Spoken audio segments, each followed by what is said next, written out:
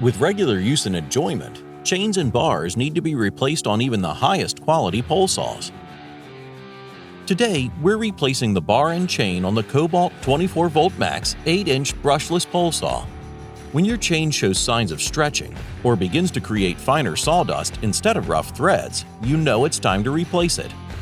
And when your bar shows signs of wear on the rails, tails, or nose, it's time to replace that as well.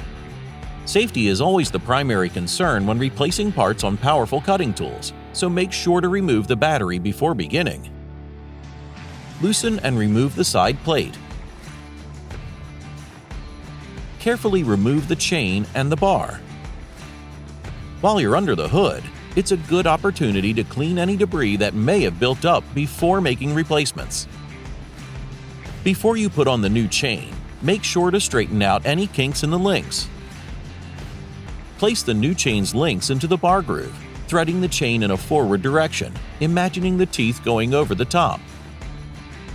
Holding the chain in position, place the bar onto the stud and the chain around the sprocket. Replace the chain cover.